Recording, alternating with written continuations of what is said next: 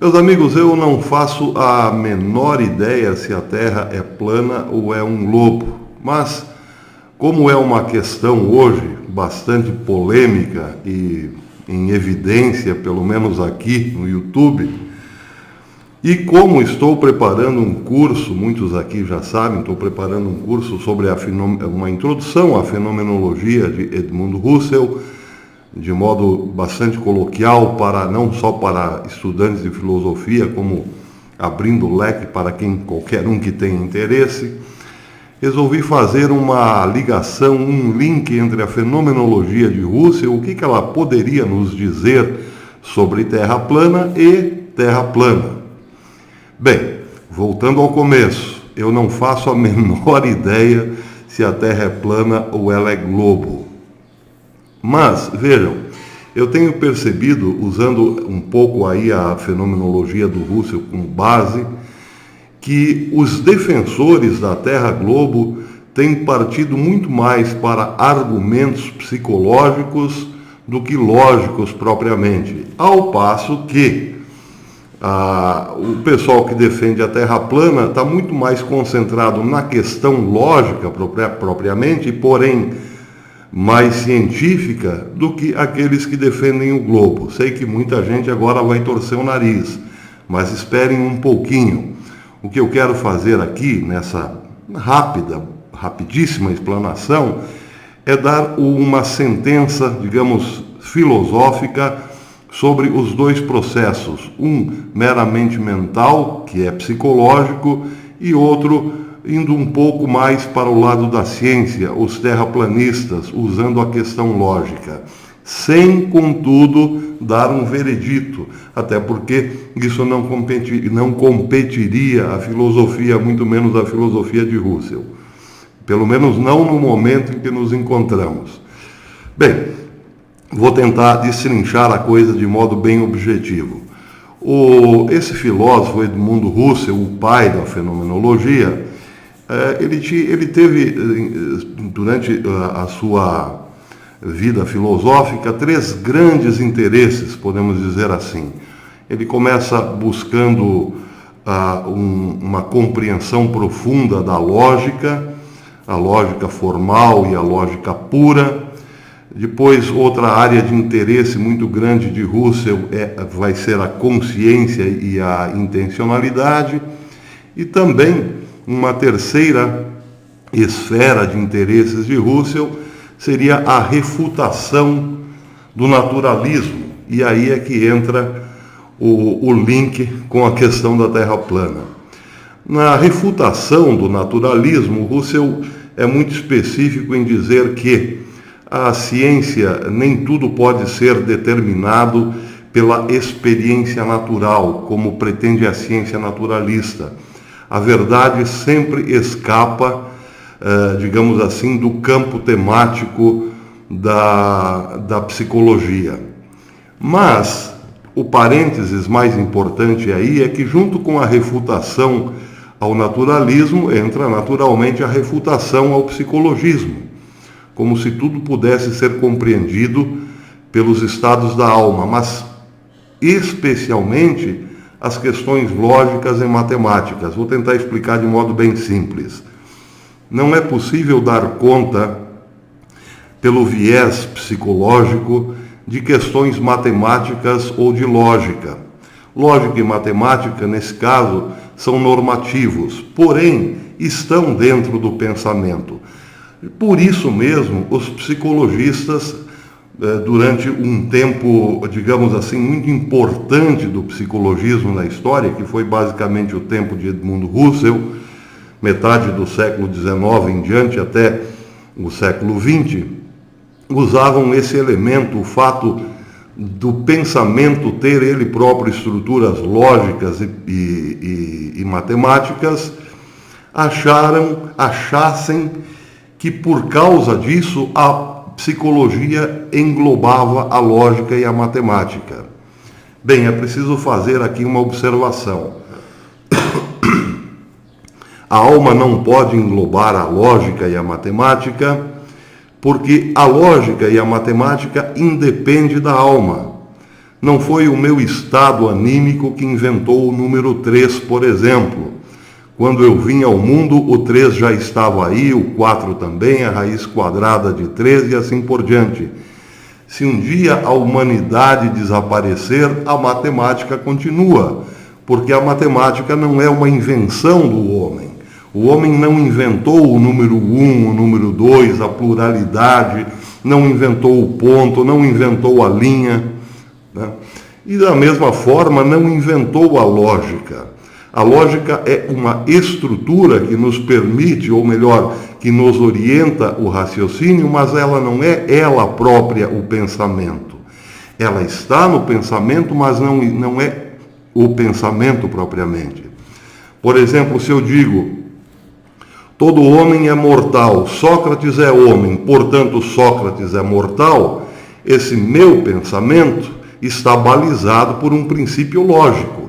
Esse princípio lógico pode estar em todo o meu pensamento, mas não quer dizer que ele dependa da minha existência para existir.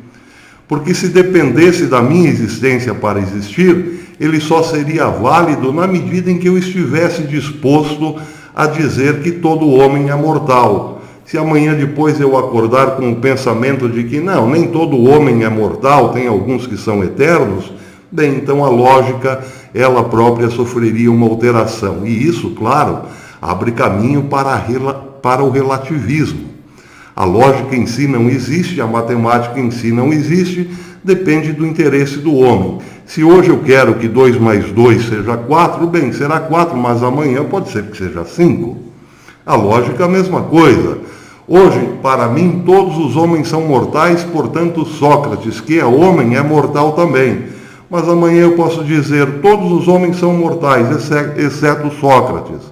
Portanto, a lógica engolfada pelo psicologismo seria um puro relativismo e, portanto, não haveria ciência. Russell vai dizer o seguinte, a lógica, embora esteja dentro do pensamento, por uma questão estrutural do próprio pensamento, ela não é dependente do pensamento, ela está independente do pensamento, a matemática é a mesma coisa. Portanto, a ciência não pode se fundamentar nos meros princípios da alma, ou seja, nos interesses anímicos ou nas afecções da alma. E isso tem sido visto muito na defesa da Terra globo. Por exemplo, no que se baseia a prova de que a Terra é um globo? Uma visão inteira da Terra totalmente de fora. 1. 2. A percepção de que ela, sim, é um globo. A percepção de que há uma queda na nossa visão quando olhamos, por exemplo, o mar. Bem, esses dois princípios já foram refutados.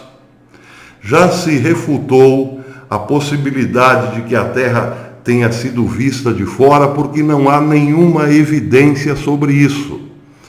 Pode ter sido vista em partes. Vamos imaginar aí uma estação espacial a muitos metros acima do solo, com a possibilidade de o retrato, uma foto de uma grande extensão de terra. Porém, é só uma grande extensão de terra. Outra parte fica sempre fora da percepção visual. E a questão da curvatura da Terra, isso também foi refutado. Por quê? Porque é uma dificuldade própria do olhar.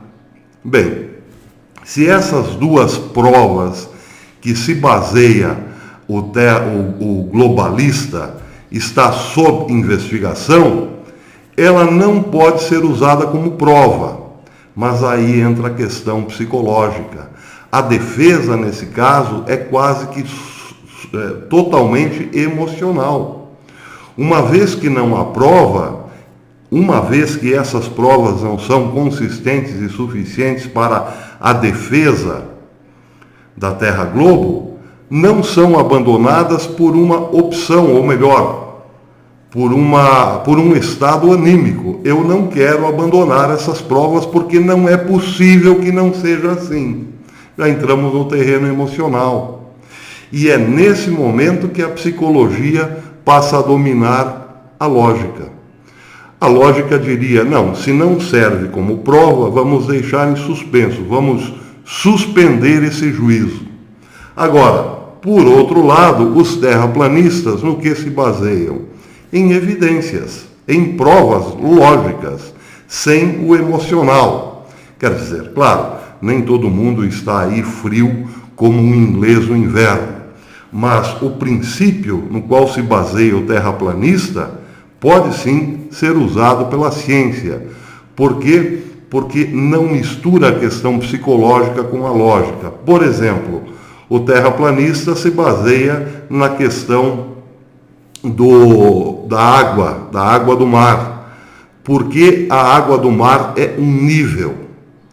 Porque um ponto, um medidor num determinado ponto ao nível do mar pode ser receptado por outro ponto muito distante no mesmo nível do mar com uma linha reta. Isso é uma pergunta lógica. Outra pergunta lógica: por que dois prédios distantes a centenas de milhares de quilômetros da mesma altura têm a mesma distância de um para o outro na base quanto na parte superior? Se a Terra tivesse uma curvatura, a parte superior seria maior, a distância entre as duas partes superiores seria maior do que a distância das duas bases. São questões bastante plausíveis, questões lógicas. Bem, isso quer dizer o seguinte, volto lá ao começo antes de ser apedrejado. Eu não sou terraplanista.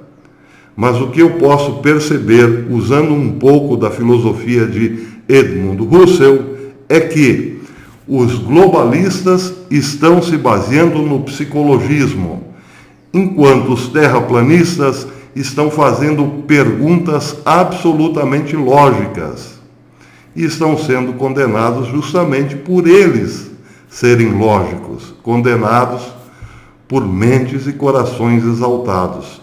Detalhe, volto a repetir pela 40ª vez, não tenho a menor ideia se a Terra é plana ou curva.